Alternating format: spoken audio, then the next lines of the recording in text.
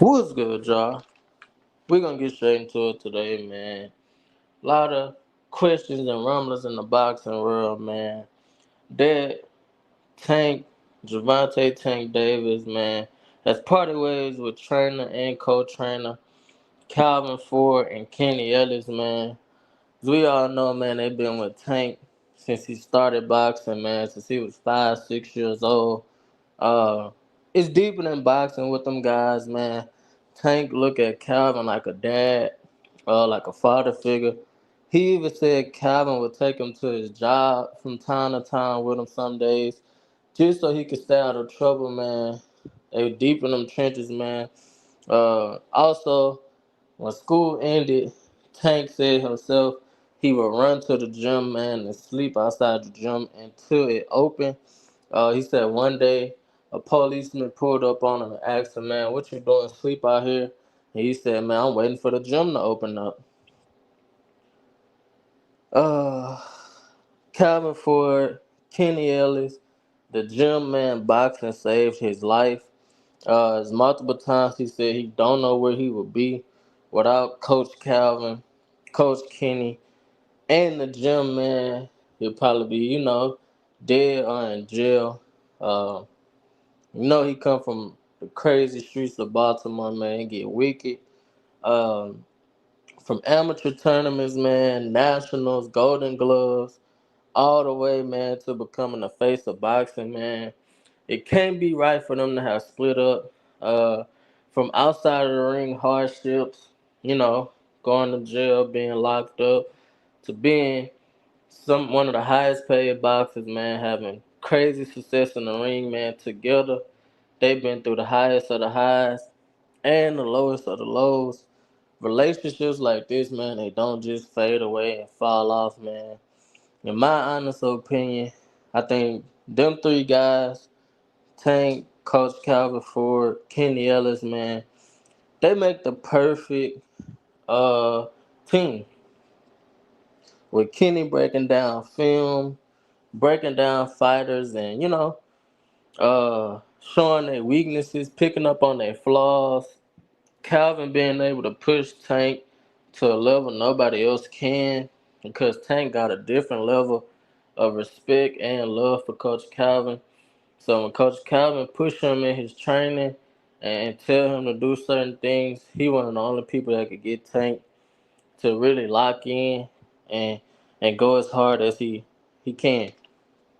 Uh, Tank actually listen, man, to them guys. He listened to Calvin. He listened to Coach Kenny. He listened to the game plan they come up with. He don't get like Shakur and talk back and, what I'm saying, don't listen and execute the game plan. He actually execute the game plan and listen. He coachable. We all remember the clearest duck of the year last year, man, when Lomachenko ducked Tank. We all know last year, after Lomachenko stopped Kambosos, after Tank stopped Frank Martin, they was set to fight in November. Lomachenko pulled out, man. We had Coach Kenny going on his story during different phases, talking about detail how Lomachenko fight, what's his weakness is, how Tank can box with him, um, stuff like that. Like a lot of people think Lomachenko got crazy footwork and how Tank can keep up with that and can beat Lomachenko. But after he knocked out Frank Martin, clips surfaced of Tank perfecting and working on that beautiful uppercut that led to him knocking out Frank Martin. They showed how him and Kenny was working on that punch, and they played a clip after that that showed him actually using it in the fight and knocking out Frank Martin. Like I said, man, they are the perfect team with great game plans, man. One thing you always know, you can always count on it, man. Tank gonna come in shape and he gonna come prepared. We all know Tank is set to face Lamont Roach March 1st, and they already had two press conferences, man. Uh, at the first press conference, we only saw Tank. That was it. We normally see, Tank, Leonard LB, we normally see Calvin Ford, we normally see like his mom, his brothers, and all that. He made it a point to tell, Lamont Roach, like, hey, I came here by myself. I ain't bring nobody else here with me. Um, he looked mentally out of it. He looked distracted.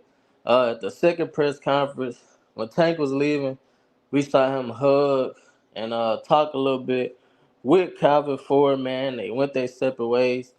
This would pretty much started all the, you know, talks about him and Calvin Ford splitting up. Like I said, man, this gonna catch a lot of y'all people who only look at the titles and don't really, watch the videos. This isn't true. We saw earlier today, Coach Calvin posted Tank weighed 139 pounds, 2 months out from fighting Lamont Roach. He focused, he in shape. He only got, 4 more pounds to lose, 2 months out, so he can actually focus on game planning, technique, uh, and and finding a strategy to really put punishment on Lamont Roach rather than focusing on losing 20 and 30 pounds like all the other fighters do. Uh, like I said, though, I waited on it just to see if it was true. This news been circulating for like, a good month that he parted ways with Calvin Ford. Uh, I just said my prayer wasn't true. I feel like they all work great together, man. From, like I said, game planning, preparation, and understanding each other on a deeper level. Uh, they understand they all come, man, from Baltimore. More than half of the people they started with have passed away.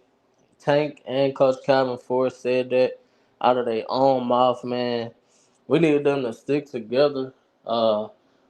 It's a deeper level to begin with because when Tank was younger, Tank was being coached by Calvin Ford's son, and we all know his son ended up passing away. And then he always told Calvin Ford, like, look, I want you, one day to train this man. And he ended up doing it, and they ended up taking off, man, being one of the elites in professional boxing. So I think that's just alone telling them that they was meant to do this. Uh, I can't name a better trio, man. Like I said, they always locked in. They always got great game plans, preparation. Like I said, you can always count that he gonna be in shape and they're gonna have a great game plan. I think it'll be lit though to see them take on elite competition, man, and beat them guys together. I think it will mean more. I think they'll be proud of how far they done came, man, from the trenches. Uh, More than half of the people they started with passed away. So I think they'll be proud to look back on like, man, we really the face of boxing. We did it with each other. We never split up. And yeah, man, I just think they'll be proud of how far they came. Also, Tank Davis dropped a picture on his story with his brother that passed away. A picture of him and Coach Calvin Ford, and he said, it's still on, man. Basically coming for everything. March 1st versus Lamont Roach. Uh, he know his brother proud of him. He dropped that picture with Coach Calvin. So, like I said, it's gonna catch a lot of y'all that only look at the title to comment. No, they didn't split up. Look like they still working together.